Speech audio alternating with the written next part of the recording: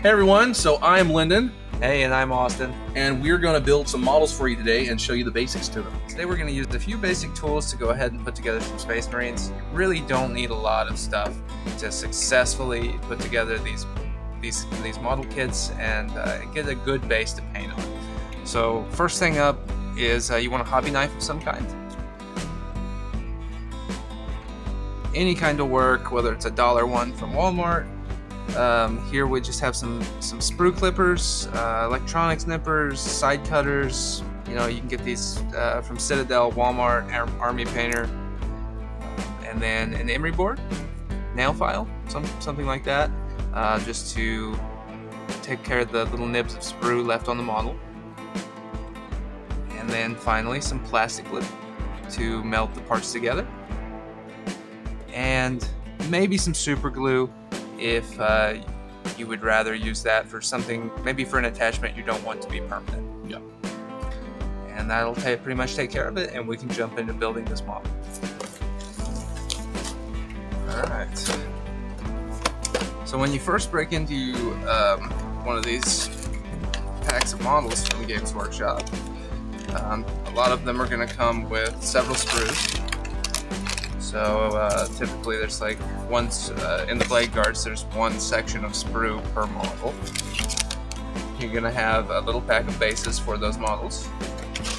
And then oftentimes we'll have a little transfer sheet to help them fit whatever chapter we're trying to build. 10th edition transfer sheets have the transfers for a few different chapters of Space Marines. Ultramarines as always, Imperial Fists, Salamanders, and the Raptors in 10th edition. So That's nice. those are the ones that come in now. Then you'll have your instructions.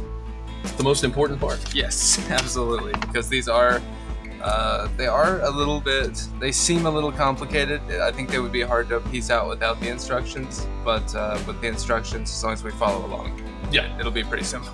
The first couple times you build a model, you want to follow instructions really closely. So. Yes. So looking at this, we'll start with 1A here. I like to only do one at a time. I like to do one step at a time, Yeah. clip those out, clean those parts, glue them together, and then move on to the second, third, and fourth step. We'll give you options for which version you want to build. Like down here, you have the green and the blue. So you can either build the blue version or the green version of your choice, and then it'll tell you which section is to build what. This first 4 squares is just to get the base of the model built, while the colors then tell you how to do each version afterwards. So like you build the body, and then once you get the body built, you move on to the next page, and then each one of the sections that tell you how to do each part will be colored accordingly. So like all the little pieces and options are colored blue up here, and then they're colored green down here for the other option if you want to build the green version instead of the blue version. This one has 4 different versions that you do from a single model. You can do the blue, green, pink, and yellow, and then it'll tell you how to do each one, so on and so forth, all the way until the model is completed, and then it'll move on to the next model in the steps. And to put the bottom of our clippers absolutely flush with the bottom of the feet and snip those right off. Just like that. So these here connecting the shoulders, these are probably going to end up being visible. Yeah. These pieces up here at the top. So I like to snip them away from the actual model. You know why I clean off the bases of my feet on all my models? So they sit better? No, because I know that they're there. Because you know. I get that, yeah. Because I know that there's burrs on the bottom of those feet. So then again, right And I here, just know. I'm just gonna snip that off. And when we do that, it's gonna leave these chunks of pieces on here, and that's why we need our craft knife. So once we've got those off, the cleanest way to do this is with the craft knife, and we just gently take that off. And then once you've taken off your main burr, come with the back of the craft knife blade and gently just scrape across there. That's going to even that up really nicely, and by the time we get primer on, it'll be barely noticeable. On the back of the hobby blades, there's a little section. That's why it works so good. It's not an actual sharpened bladed section. It's got a little notch on the back of the blade specifically for that. It's like they make the knives for building models. Yeah, exactly. Alright, so back to here. Number 18 is chest piece. Yes, so a lot of these tabs are going to be visible right here. Probably not here. This is where the arms are going to connect. This tab here and this tab here. So we're safe to clip those even. But I would say this tab here and this tab here probably need to come off with a little extra. And the easiest way to do that without hurting the model is just to turn the flat side away from the model. And you'll always leave a nub. Mm-hmm. And then again, same step. We'll hit our cleanup. Clean up our nub. Very gently.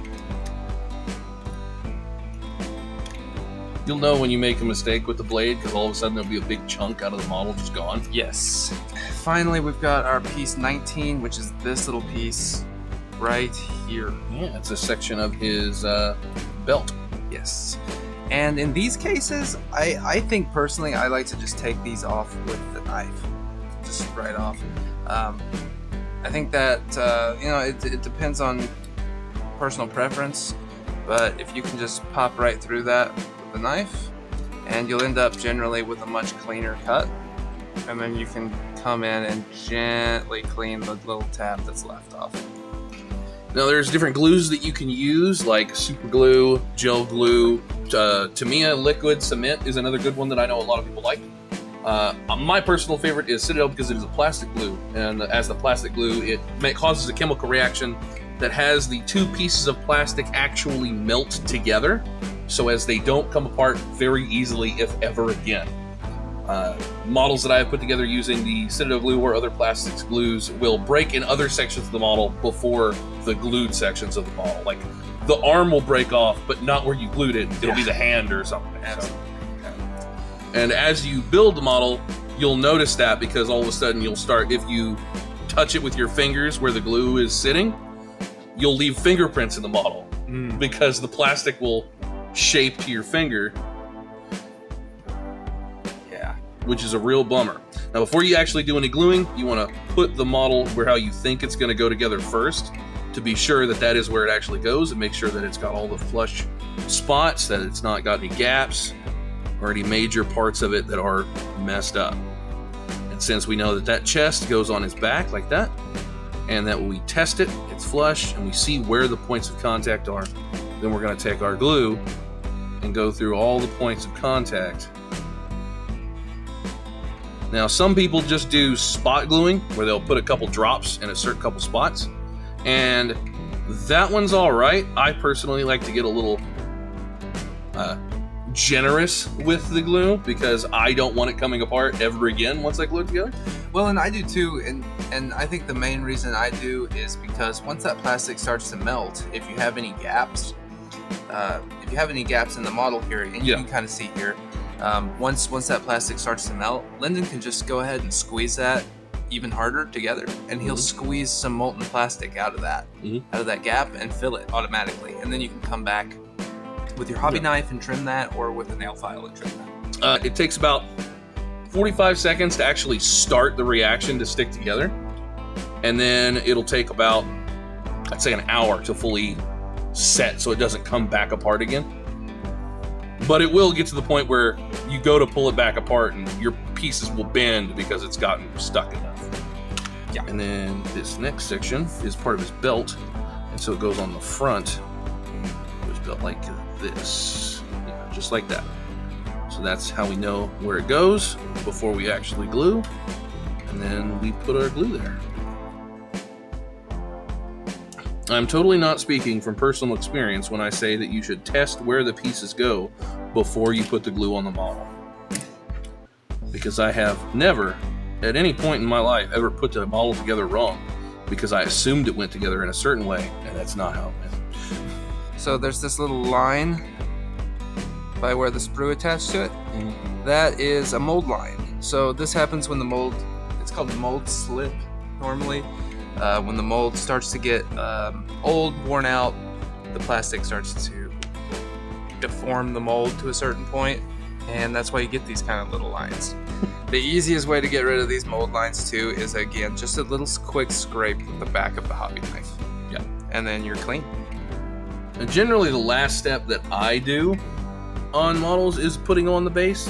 I don't know the last window I put it on the base, and so as soon as I build the body or when it's done or anything like that. I think it depends on the model itself, but something like these Blade Guard veterans, you see how it is a complete model that's not super big and complex, so I put them on the base last. I wait until they're pretty much completely done before I put them on the base. And that's the best way to do it, I think. It leaves you room that you can flip the model around, you can turn it over, you can get in all the nooks and crannies still, and make sure you didn't make any mistakes that you're going to regret later on in the painting process. Yeah. All right, so that is the main body section we got done. Yes. Steps 1, 2, 3, and 4 got us our main body. So now we can go to the next page, Choose our variant. and choose our variant. So we can do blue, green, pink, or yellow. And I think we should build the sergeant first. Okay. Yeah. So the sergeants don't wear helmets because they have plot armor, right? Yes, absolutely. So we're gonna say, which one looks the coolest? Does a guy with plot armor really need to be holding his shield? Probably not. Probably not. So we're gonna go plasma pistol sword and have the shield on his back, right? Yeah, I think that's a great idea. And it also gives us an opportunity later to come back and show you guys how to do the plasma glow. Yeah. So it works great. And so this is a great opportunity to show you guys where that nail file comes in handy. So I'm going to try and snip these really close to evenly off the exhaust vents on this backpack. And right here on the bottom, this is it's not a very noticeable spot, so just try and get that as cleanly as you can. So this is where they come in handy, because you've got this rounded shape, and a knife is gonna it's gonna cut a flat. Keep it round. So. Yeah. So just take your nail file and buzz that off. Just like that. Good. We're not gonna glue him to his base just yet, but normally you would take it out and you can use the same Citadel glue on it as you would, and you would glue him to the base just like so. But we're gonna not glue him to the base just yet, as we're gonna put some basing material on here when we go to paint him. Hey everyone, Austin and I had a great time making this video, and we appreciate you joining us. We will have many more in the future about model building, painting, techniques, rules for many different games, and so much more. Please like, subscribe, and comment on how we can improve our videos and what you would like to see in the future. Thank you.